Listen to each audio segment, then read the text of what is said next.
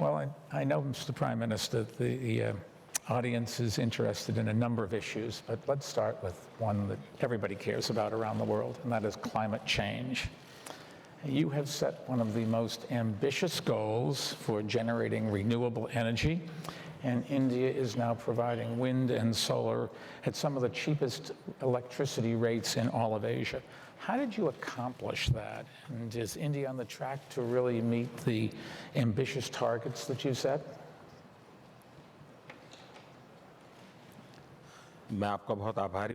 I am very grateful to you.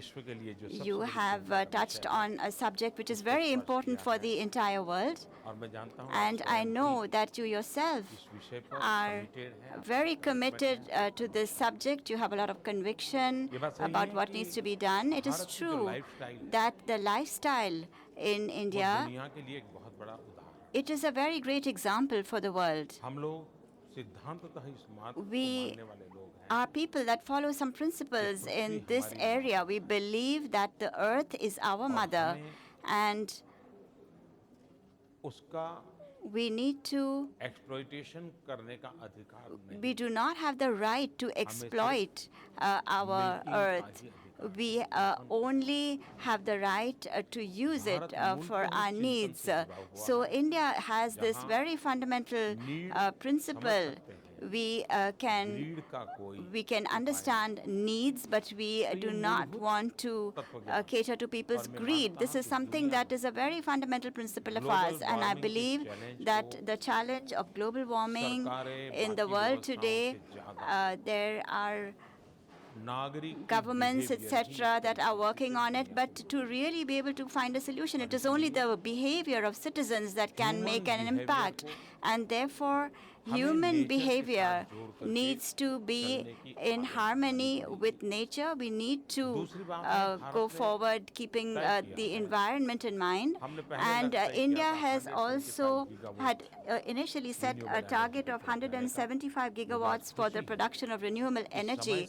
I am today that we are well ahead of timelines to deadlines to achieve this target. We have already achieved 120 gigawatts. And yesterday when I was speaking at the United Nations, and I set a new target for myself, 450 gigawatts. And in the very near future, we want to increase our renewable energy production to 450 gigawatts. In order to achieve this, we have taken some policy initiatives. And secondly, we have also given incentives. Thirdly, it is our effort that all the necessary opportunities, we need to give this emphasis. One challenge that is before us today is that of nuclear energy, because since we are not a member of the nuclear suppliers group, we do not really have the ability to get fuel for producing nuclear energy. If we were to get that opportunity, we could perhaps be a model in this area for the world. But on the with respect to climate, there is another related topic to which we have not really focused our attention on it, and that subject is water. In India, we have recently taken an initiative called Jal Jeevan Mission for water. Basically, it focuses on rainwater harvesting, reuse, recycling of water. We are starting a very big campaign across the country for this, and we also want to make sure that we reinvigorate our rivers, and we are trying to focus on this as well. We have also banned the use of single-use plastic, and we are starting a very big movement to stop the use of single-use plastic. And on the 2nd of October, on the occasion of the birth anniversary of Mahatma Gandhi, we are going to announce this very large campaign to end the use of single-use plastic. So with respect to climate, with respect to the environment, we want to adopt a holistic approach and move forward together. You talked about plastic, water, renewables. Do you have any expectations of reducing the amount of coal that is burnt in India?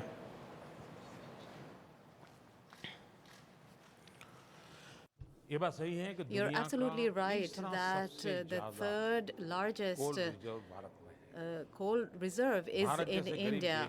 A poor country like India, उसको हम नकार नहीं सकते। you know, we लेकिन cannot उसका उपाय ignore है। it, but there is a solution to it. Number mining की one पद्धति को is बदलना that we will have to और change the underground ways of mining mining करना, and ताकि उसके कारण do carry out underground way mining so that environment को नुकसान they don't do दूसरा any सबसे damage बड़ा to the अच्छा उपाय environment. है The other solution is gasification.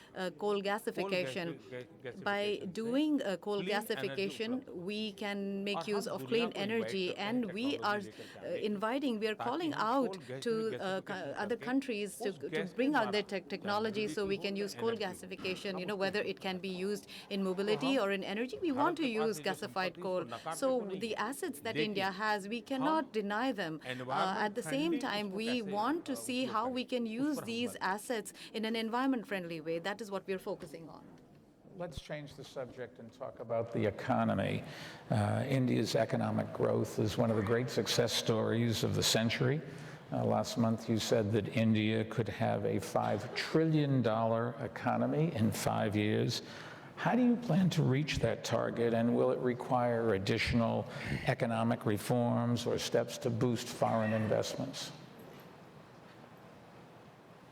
मैं आपकी बात से सहमत हूँ। I agree with you that आज today दुनिया में कोई आइसोलेटेड एक्टिविटी नहीं कर सकती। no one can do any isolated activity in the world today. Interdependent era से गुजर रहे हैं। We are in an era where we are interdependent. We have to adopt global benchmarks. So the first task for me, all my laws, my regulations, my governance, efficiency, we need to be able to, first of all, adapt global benchmarks, and so that we will be able to increase the confidence of investors. So we are doing the necessary reforms in our laws and taking some new initiatives as well.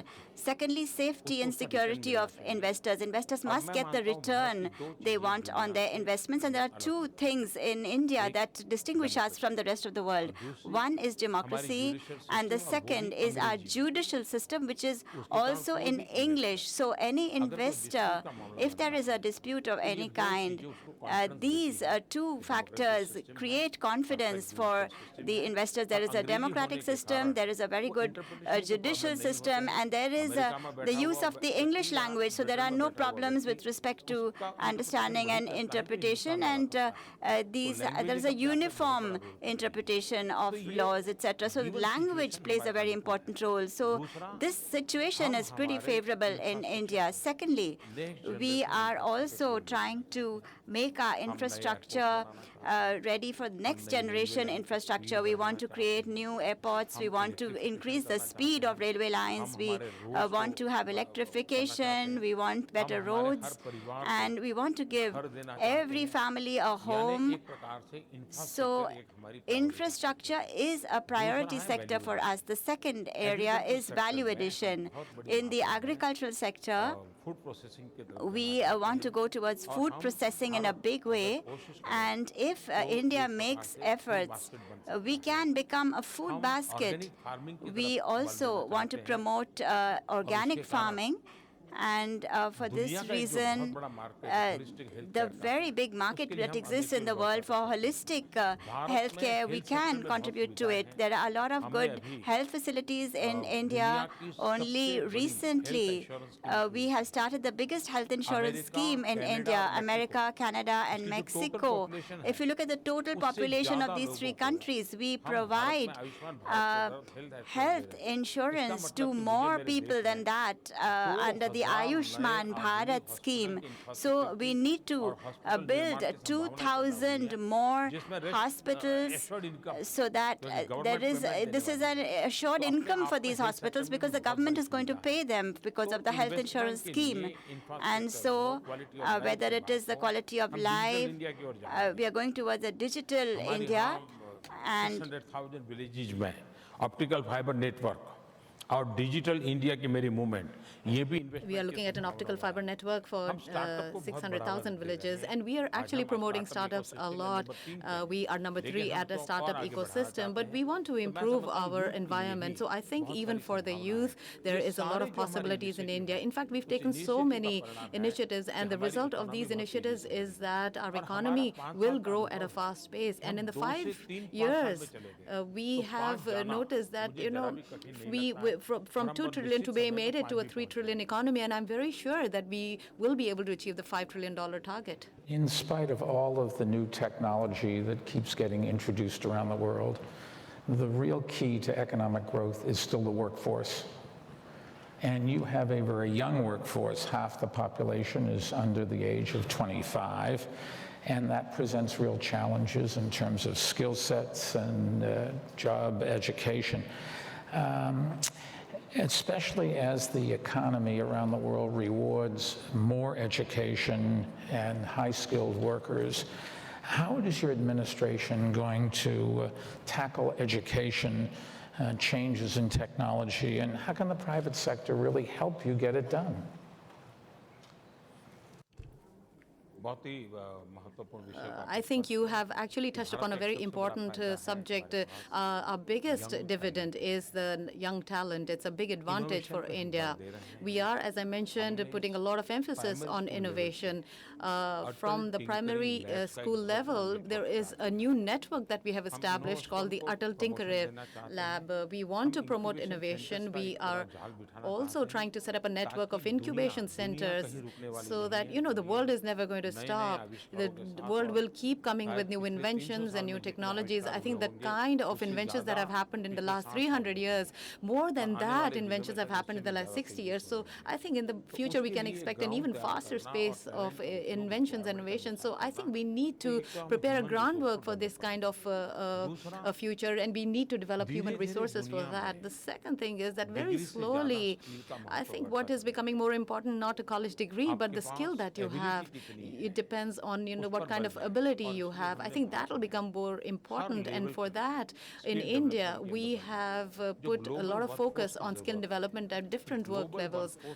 There is a certain kind of global workforce there which is required. For example, India has this asset of youth people. If these youth can be useful to the world, we would like to make sure like recently we have an understanding with Japan.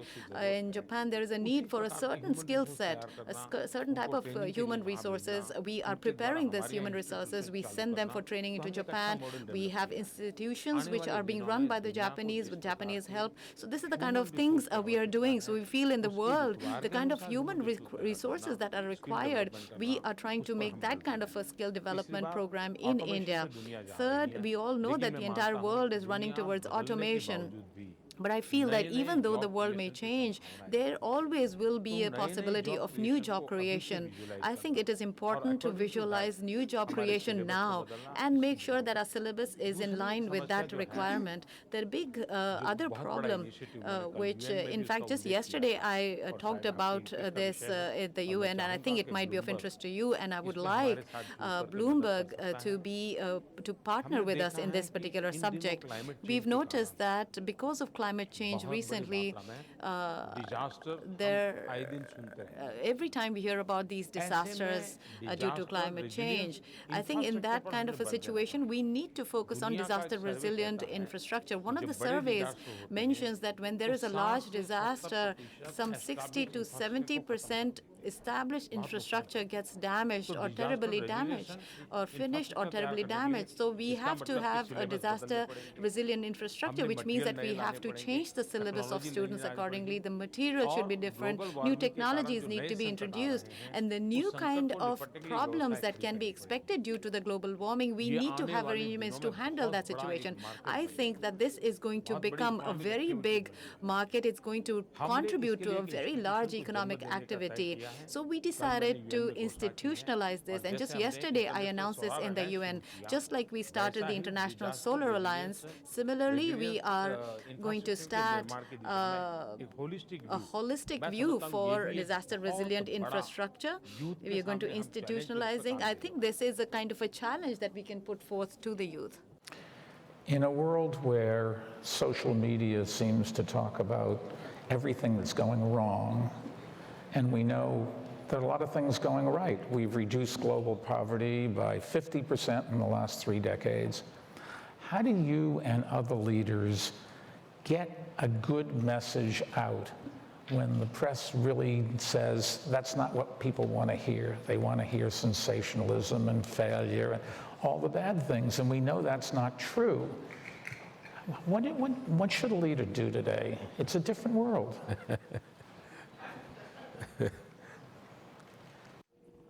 आप स्वयं media के दुनिया से You yourself are linked to the media world, and you yourself are asking me this question.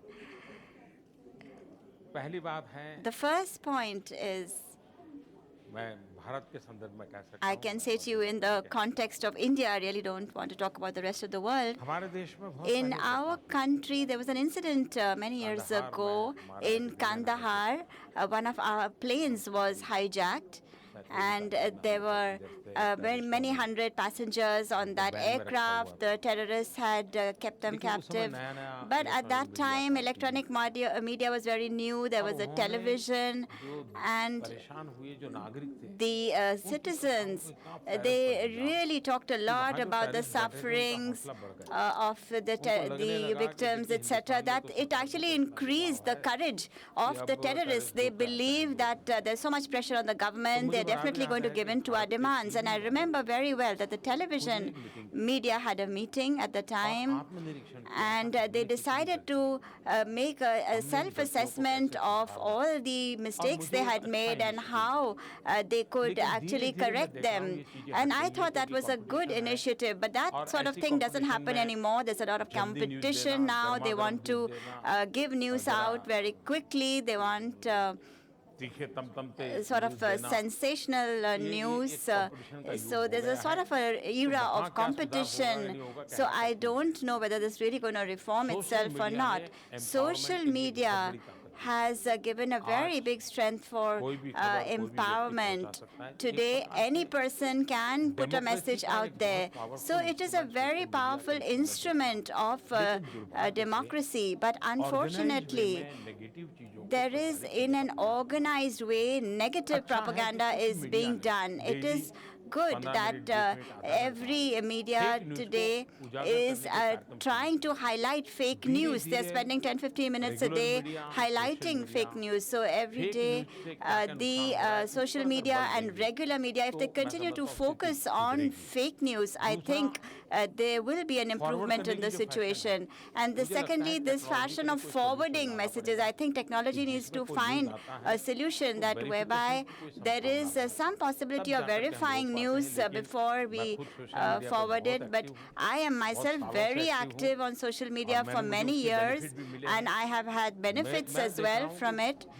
But I can see that if a small incident that takes place in a faraway village, I come to know from social media about it, and I can very quickly trigger action. I don't need to make a statement. I can start action. But for good governance, the information that we get from the local level, social media is extremely useful for that. And I believe that if governments are sensitive, if they have a motto of good governance, then for information, social media can be an excellent tool. And the same way, if we had a flood, for example, in our country, when I was in Gujarat, there was a river. There's a river there in Gujarat, and once in 5 years there is a flood. But once there was 5 floods in a single year, and the government machinery kind of was unable to cope. But I had the social media network, and I used to send messages out. We didn't really have the ability to send messages in many languages. So I used to use Roman characters to send messages in Gujarati. There was in a single year, we had 5 floods. There was some damage to property, but we did not lose a single person, and we did not lose a single animal. And therefore, this was through social media. So I think that for good governance, social media can be used in a very positive manner. So as a leader, if you say, I believe that social media can be used as an excellent tool of good governance, and I am doing a lot in this area as well. Prime Minister, our scheduler keeps flashing us a message saying we're out of time, but I wanted to thank you for generously giving us your time. American-Indian relations, I hope, will continue to improve. You've just been reelected. Use your time in office wisely. We need a strong India. And I wanted to thank you on behalf of the American people for all of the people of Indian extraction who've come here and changed our business and culture and technology. We have a great relationship and we want to make that better. So thank you very much. I would also like to thank you. It was really wonderful to be right here with all of you. I request to all of you now, India is waiting for you, and India is the only destination for you. So I would like that through Bloomberg, please come to India, and I will be ready to welcome you to India. Thank you.